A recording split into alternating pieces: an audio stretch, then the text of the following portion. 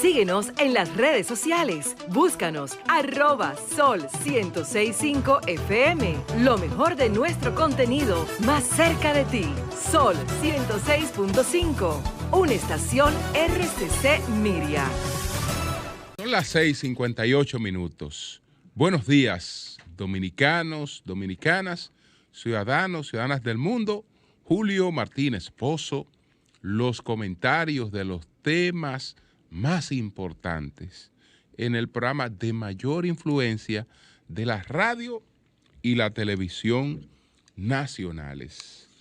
Entonces, señores, en este viernes 22 de octubre del año 2021, buenos días a todo el equipo del Sol de la Mañana, la audiencia de Sol, la teleaudiencia de Telefuturo, Canal 23, y las personas que siguen nuestros contenidos a través de los canales sociales. Entonces, hoy vamos a hablar de tres temas tengo aquí. Venezuela, que está ante una oportunidad inaprovechable, una gran oportunidad que se le presenta ahora a Venezuela con los precios internacionales del petróleo, que lamentablemente no podrá aprovechar. Y entonces, el gobierno, que tiene una línea de comunicación dispersa frente a los temas que está abordando con un carácter fundamental, pero la línea de comunicación es totalmente dispersa. Y entonces, ahí tenemos el desafío de los mauosos directamente a Estados Unidos. Ellos no van a liberar a ninguno de los estadounidenses secuestrados a menos que no le paguen la recompensa. Y si no le pagan la recompensa, dijo el líder de esa banda, pues empezarán a eliminarlos uno por uno. Vamos a ver las cosas que esto implica. Entonces, señores, miren, Venezuela está ante la oportunidad que permitió que Hugo Chávez se perpetuara en el poder y que desarrollara el nivel de influencia que logró en la región. Venezuela tiene un privilegio único.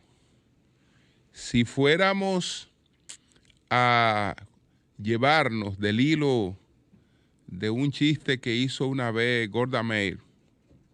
Golda Meir fue la primera mujer en el mundo electa como jefa de Estado. Y no me estoy equivocando al decir que fue la primera mujer en el mundo electa como jefa de Estado, porque estoy hablando de la primera mujer electa democráticamente. Es de eso que estoy hablando. No es que ella fue la primera mujer que fue designada o colocada como jefa de Estado. Antes que ella, hubo otras dos jefas de Estado. Por ejemplo, el caso de la primera mujer que se convierta en jefa de Estado, Sirima Baranadaike.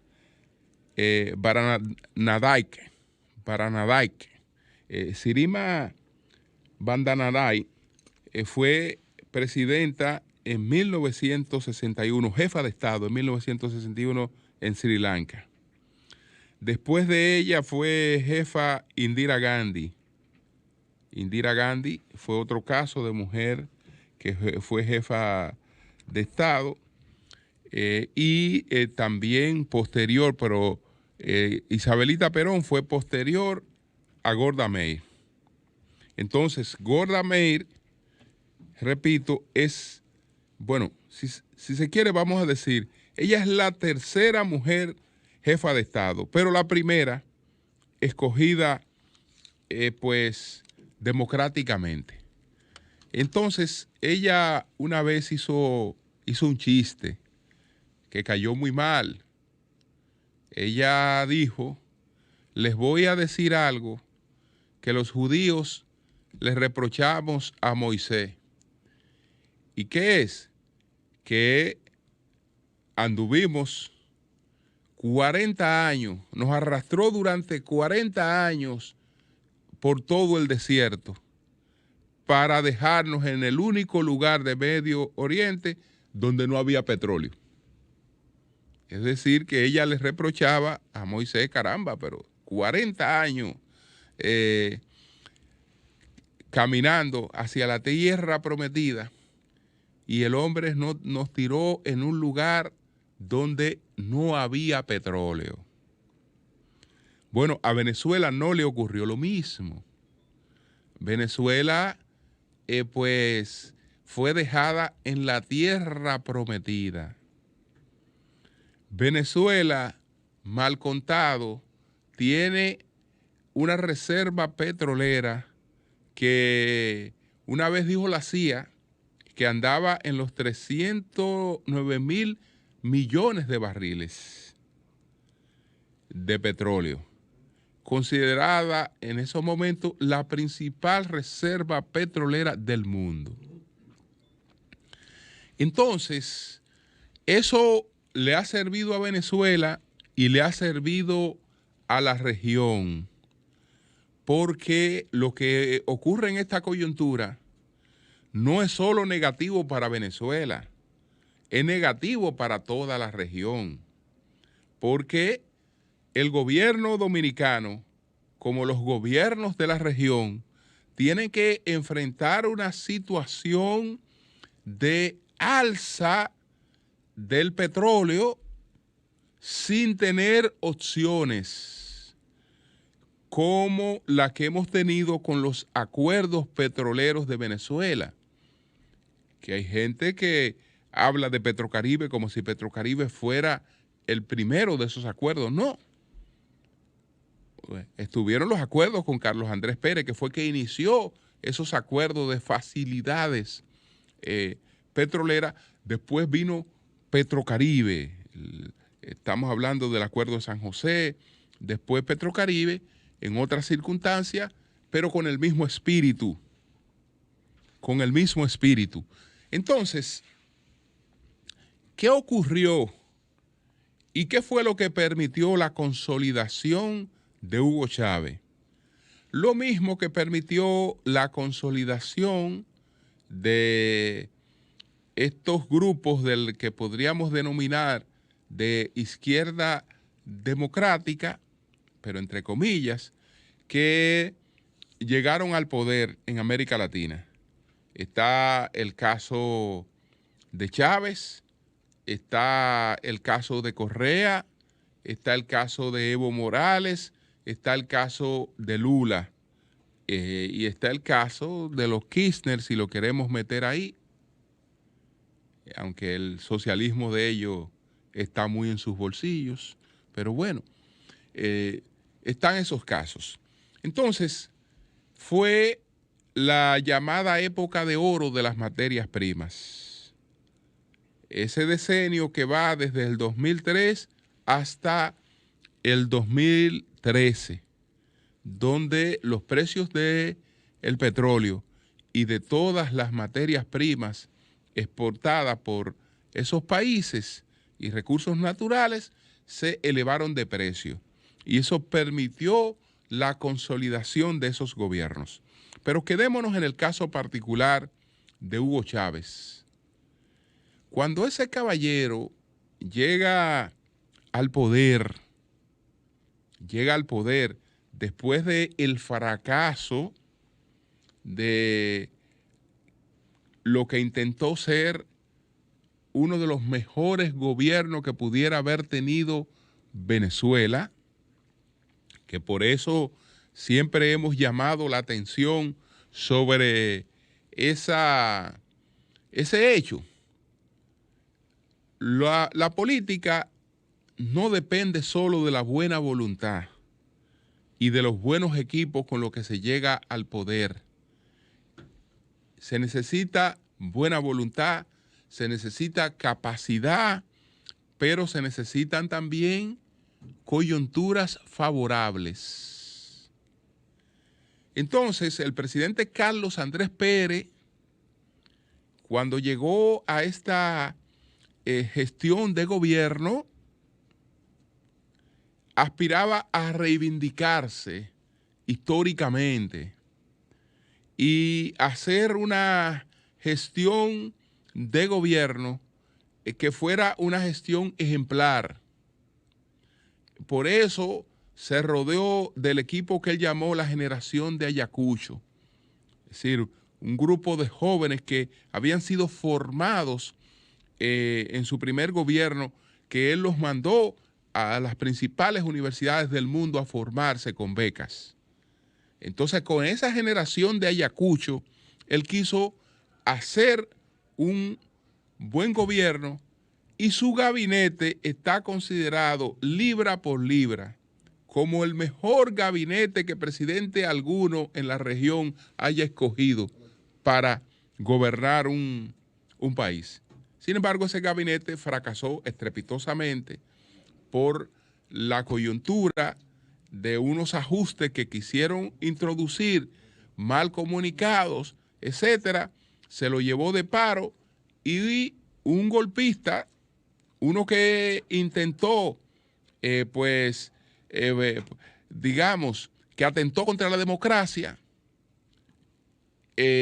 alcanzó un nivel de popularidad que en medio de la crisis llega al poder.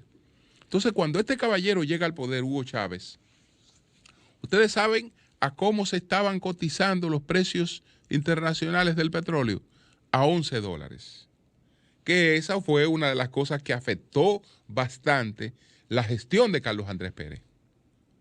Esos $11 que era menos incluso en su caso. $11 el barril de petróleo cuando Hugo Chávez llega al poder. Estamos hablando en el 2011, que llega este caballero al poder. No, estamos hablando en el 1988. $11 era el precio del barril, 1988. Pero ya en 1989 estaba a $16. Para el 2004 ya el barril de petróleo estaba a $32.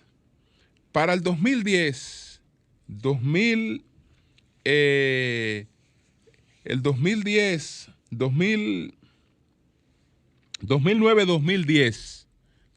2010, $84, como anda más o menos ahora el petróleo.